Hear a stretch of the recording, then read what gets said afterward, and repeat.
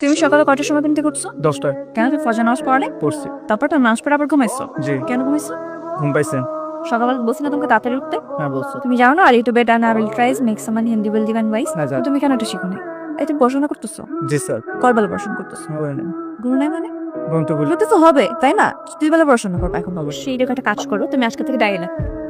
ডায়েরিতে each and everything, কয়টার সময় কি করতেছো, কখন খাইতেছো, কখন ঘুমাচ্ছো, কখন হাঁটতেছো, কয় ঘন্টা দৌড়াইতেছো। আর হ্যাঁ, মোস্ট ইম্পর্টেন্ট এক্সারসাইজ। এক্সারসাইজ করতেই হবে। এক্সারসাইজ ছাড়া কিন্তু তুমি সুস্থ থাকতে পারবে না। একটা মানুষের সুস্থ স্বাভাবিক লাইফ লিড করার জন্য এক্সারসাইজ ইজ ভেরি ইম্পর্টেন্ট। ওরকম প্রেগনেন্ট মহিলাদের মতো একটা বুড়ি বানায় ফেলবে, তারপরে কিন্তু এদিকেও করতে পারবে না, ওদিকেও করতে পারবে না, লক করে স্টার্ট হয়ে যাবে। ওইটা So, তুমি কি বুঝতেছো আমার কথাগুলো? সত্যি বুঝতেছো? হ্যাঁ। নাকি খালি হ্যাঁ হ্যাঁ করতেছো? জান অনেক খুশি। এবার একটু আমরা প্রেম করি। প্রেম করি বলে আমরা প্রেম করতেছি না? হ্যাঁ ও মাই গড। হ্যাঁ। প্রেমে দুইবার মরে যেতেছে। হ্যাঁ, সুন্দর করে প্রেম করো। হ্যাঁ। আর সেটাও ডিসিপ্লিনের সাথে। তোমাকে যে আমি কথাগুলো বলি তুমি কি বুঝো? কি বলতেছি তোমাকে? তোমাকে যে কথাগুলো বলি এটার মানে কি এটা বোঝা কিন্তু খুব বেশি ইম্পর্টেন্ট। শুধুমাত্র শুনলেই হবে না, সেগুলো বুঝতে হবে এবং সেই অনুযায়ী কাজ করতে হবে। হ্যাঁ, তাহলে হুম কেন করো? হ্যাঁ।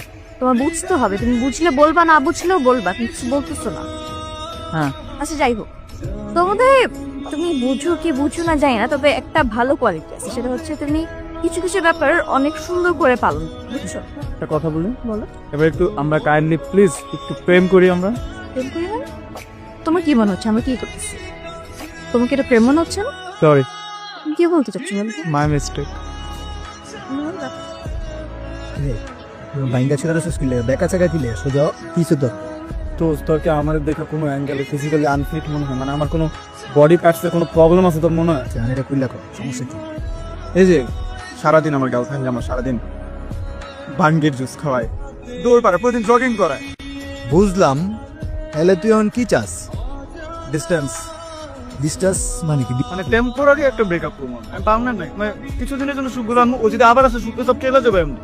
আগে যেমন আমার একটা ফিলিংস কাজ করতে, এখন আর দেখলাম ভয় পাই। তো দেখলে মনে হয় যে ও হলো রাখাল, আমি হলাম গরু। ঘুরে খাটায় না সারাদিন রাখাল, ও আমার সারাদিন খাটায়। রাশেদ ভাই, বাবু তুমি এখানে? আমি তোর সাথে কথা বলবো, আপনি যদি একটু চেতন থাকেন আমি ওকে নিয়ে যাচ্ছি। হ্যাঁ, তুমি কি একটু আসবা? চুপচাপ কেন, তুমি কিছু বলবা? তুমি রাশেদ ভাইকে কি বলছিল? বলছি যে তুমি আমার অনেক কেয়ারিং একটা গার্লফ্রেন্ড।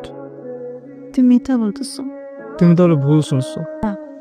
আমি ঠিক বুঝতেছি। তুমি আরো বলছিলে যে আমি নাকি তোমাকে রাখালের মতো তাড়া করি, খাটাই, তুমি গরুর মতো খাটো।